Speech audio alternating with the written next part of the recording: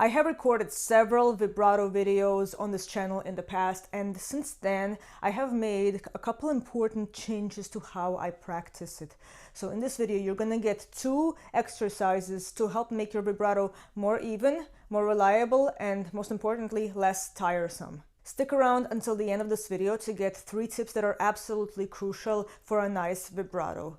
If you wish to dive deeper into this and other topics, I welcome you to join my Patreon community. At this moment, I would like to give a big thank you and shout out to the founding members of my Patreon's Premium Studio. Your support means a great deal to me, and I look forward to exploring and discussing together more nuances behind various aspects of violin playing. I have a video here on YouTube that goes over the active versus passive portions of the vibrato motion.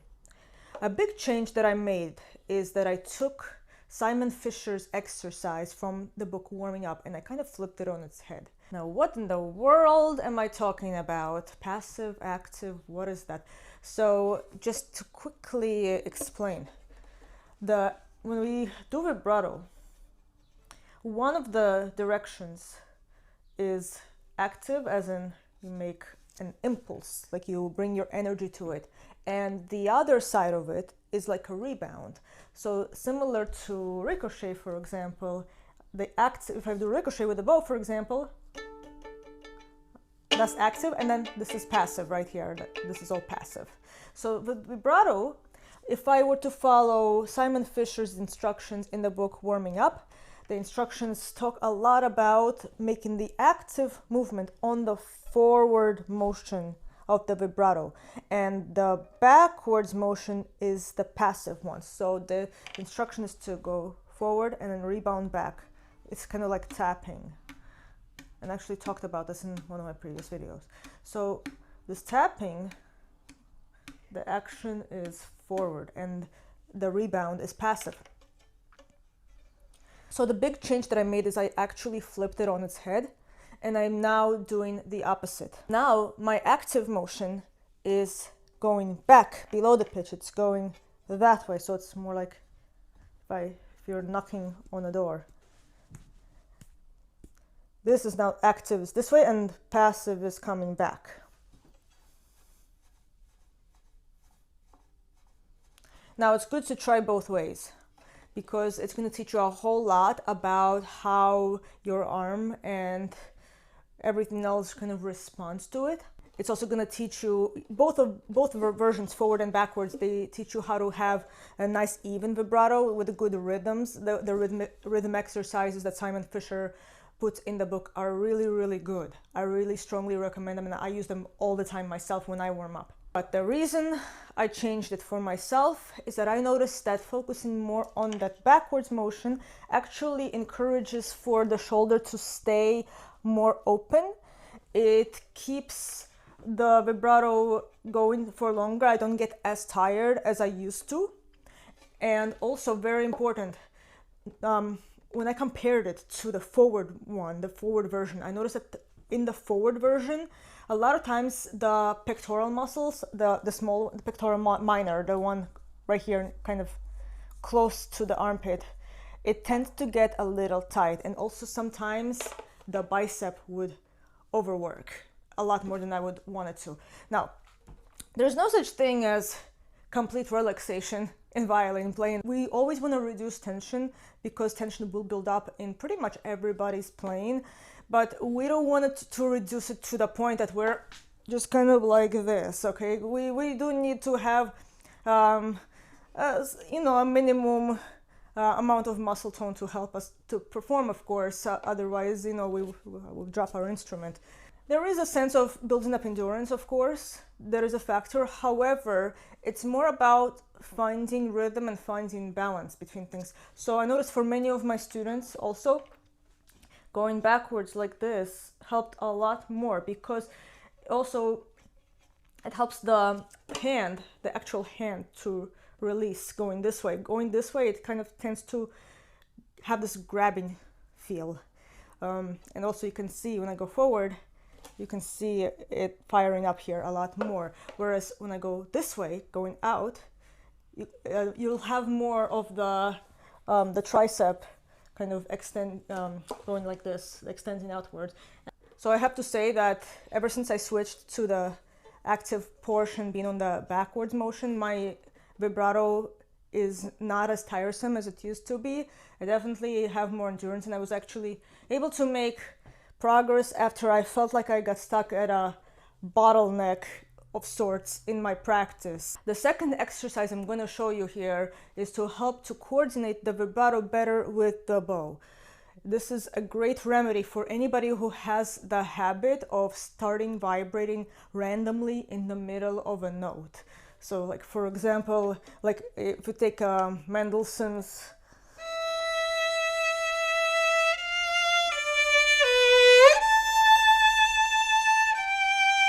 if we take that melody, if you ever heard somebody, or you have done yourself, which is very common,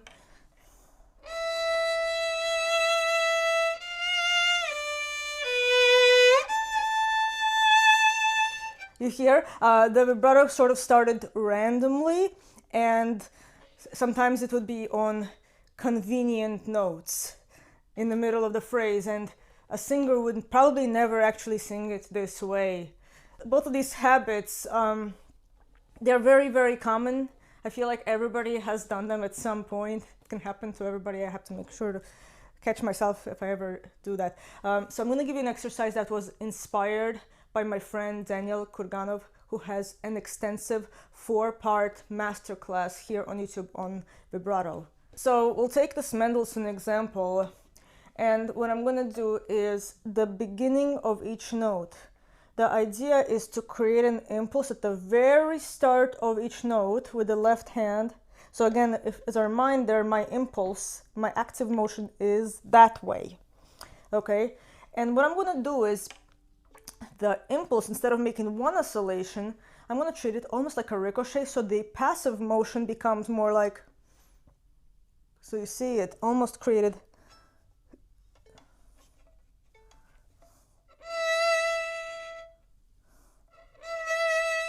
So I give one impulse and then let it kind of rock,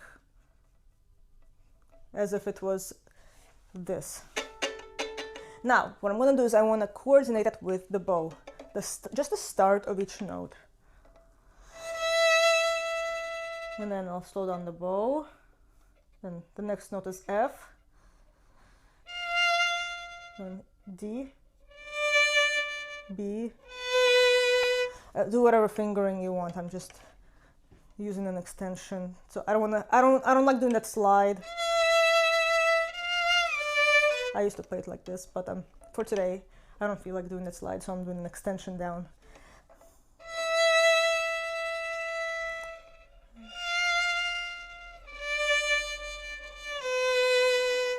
The next step is I want to actually, as I'm doing this, I'm going to change my bow distribution just a little bit because I want to include the top A.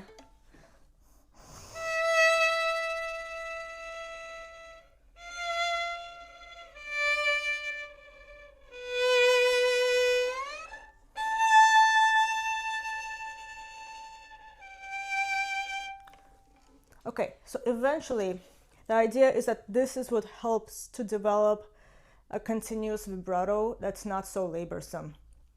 I used to struggle a lot with continuous vibrato, and I would get so tired. This is one of the exercises that really made a huge difference for me, and I finally started making progress. It also, when you get that relaxation in your hand on the backward impulse, you'll have more control over various speeds and widths that otherwise may have been locked before. Of course, with the Mendelssohn, for example, you can temporarily take the vibrato out and improve the bow's phrasing, because one will affect the other essentially. But that's, of course, for a completely separate topic here. So eventually is that I get these two hands going together, and I always put the biggest impulse on the note changes.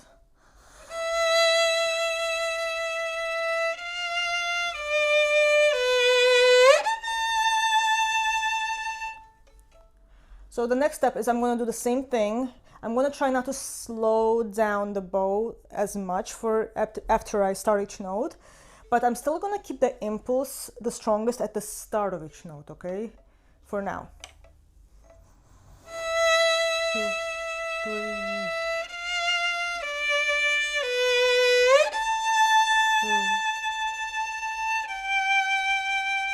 So as you can see, the end of each note, maybe the vibrato wasn't as strong as at the very beginning, but for now that is okay, because the idea is to start the way you start each note, okay? Because we want to start each note in tune, and we want to make sure that the vibrato doesn't start in the middle of the note, but right away. So that's what we're going for. Later, of course, as you practice this way, that's when you can start adding other nuances, like if you want to change the speed or the width in the middle of a note, right? Like that, for example. Like if you want to keep it, like you can lower the energy of the vibrato and then amp it, like get it back up as you get closer to the next note. That helps to connect the phrasing more. You can add that later. But first, if you practice it this way, where you just coordinate the start of each note with the impulse, that's gonna be a huge step forward. Now, before you all go start typing in the comment section, I do not have a preference, wrist versus arm vibrato, okay? I don't care which one you use. It's good to practice both, of course, but I'm gonna say that no matter which way you prefer to vibrate, there are 3 fundamentals that you need to have before you even begin vibrato. And those 3 things are mobility and relaxation in the shoulder, okay? So I talked a lot about it in other videos. You can do the lazy arm swing. You don't wanna be raising your shoulder or even going this way. That can make it very difficult. The second thing is relaxation or removal of the contact between the base of the first finger and the neck of the violin or viola, whatever you're playing.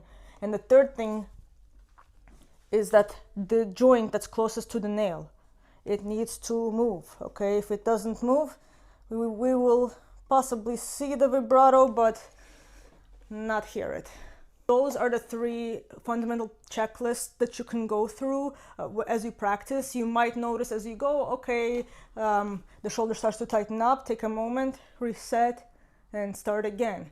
Okay, so I hope this video has been helpful for you. Let me know your biggest takeaway in the comment section below. Let me know what you are working on. And if this video was helpful for you, the best thing you can do is share it with a friend or a colleague who might find value in it, so that YouTube can continue to recommend it to the correct people.